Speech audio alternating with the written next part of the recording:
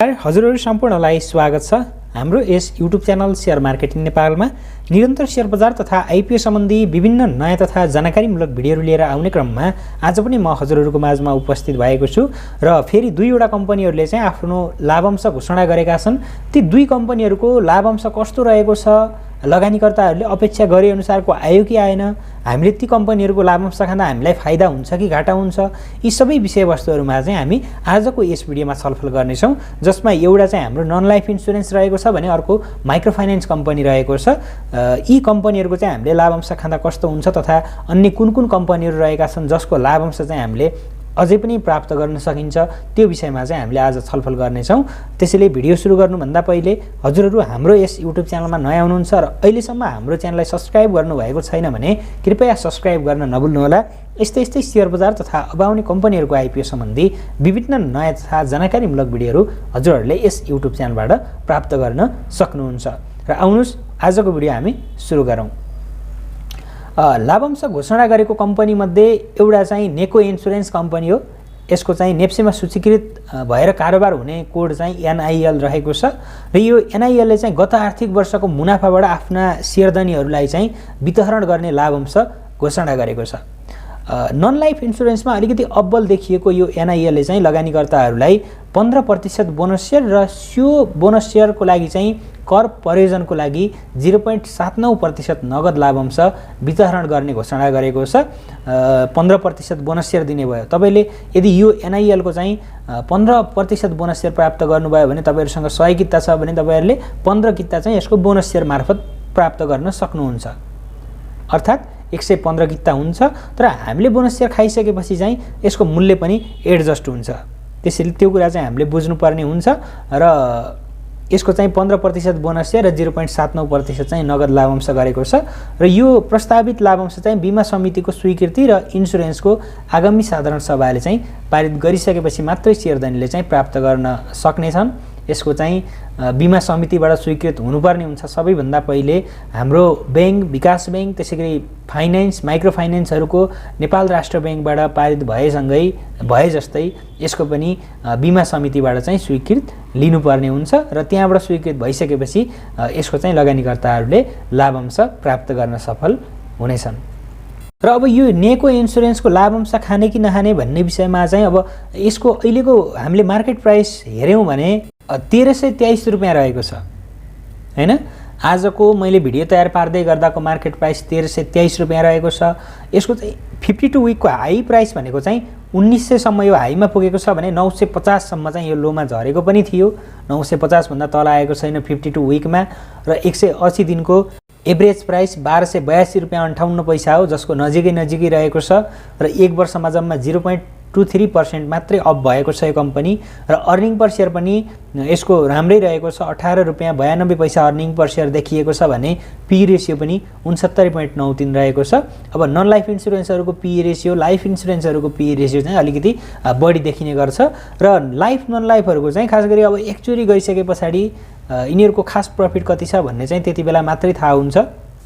यसको चाहिँ अघिल्ला आर्थिक वर्षहरूको हामीले लाभांशको इतिहास हेर्ने हो भने 76-77 मा पनि यसले 15.50% चाहिँ बोनस शेयर वितरण गरेको थियो भने यसले अधिकतम चाहिँ 20% सम्म चाहिँ लगानीकर्ताहरूलाई बोनस शेयर दिएको छ।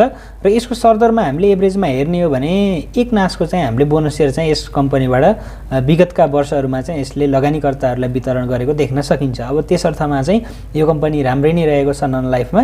अब तपाईहरुले चाहिँ अब यस्तो हो के तपाईहरुले सर्ट टर्ममा आज किनेर बोनस मात्रै खाने हिसाबले लगानी गर्दै हुनुहुन्छ भने त अब तपाईहरुले ट्रेड गर्दा हुन्छ।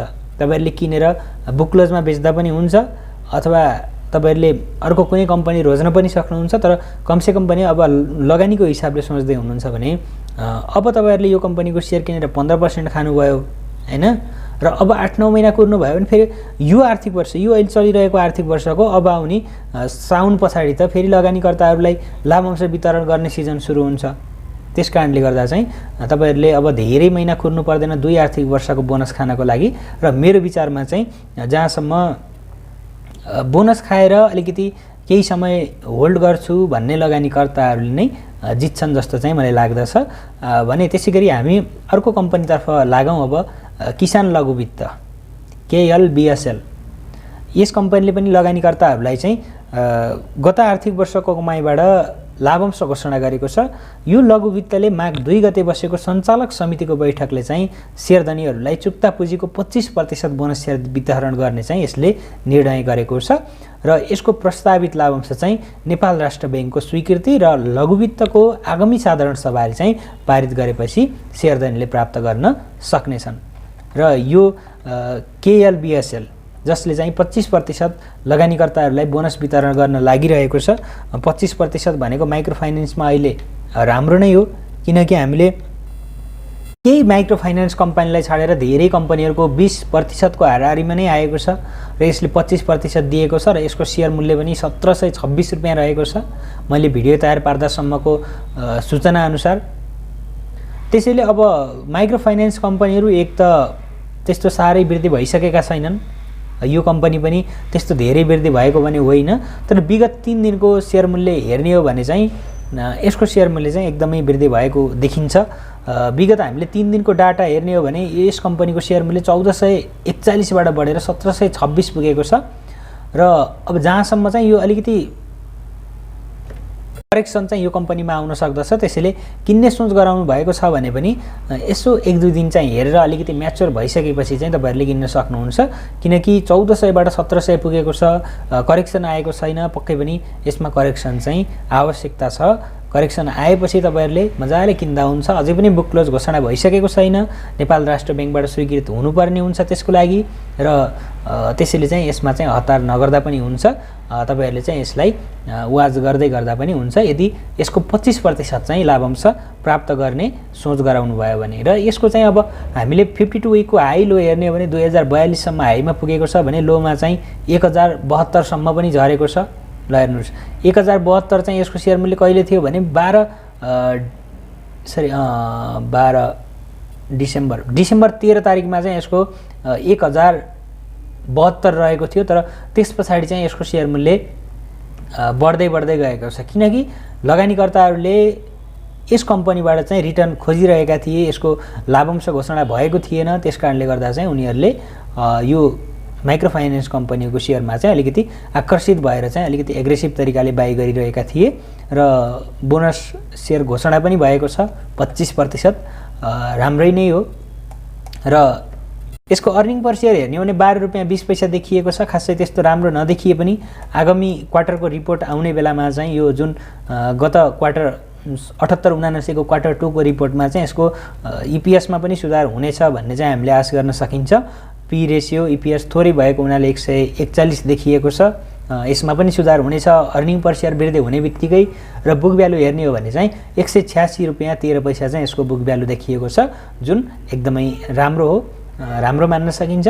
त्यसैले अब जहाँसम्म अब बोनस शेयर खाने हो भने त तपाईहरुले जुनसुकै कम्पनीमा लगानी गरे पनि यदि राम्रो राम्रो लाभांश राम्रो बोनस शेयर चाहिँ दिएको छन् भने पक्कै पनि अहिलेको समयमा चाहिँ बोनस शेयर खाएर केही समय होल्ड गर्ने लगानीकर्ताहरूले चाहिँ जित्छन् जस्तो लाग्दछ, किनकि मार्केट पनि धेरै अङ्कले घटिसकेको हो र मार्केट जब 3200 को लेभलबाट 2300 सम्म अथवा 2300 भन्दा पनि तलसम्म आयो हैन, त्यति बेला जुन हिसाबले घटिरहेका थिए अहिले बढिरहेको बेलामा नि त्यो किसिमको वृद्धि चाहिँ सबै कम्पनीहरुमा भइरहेको छैन।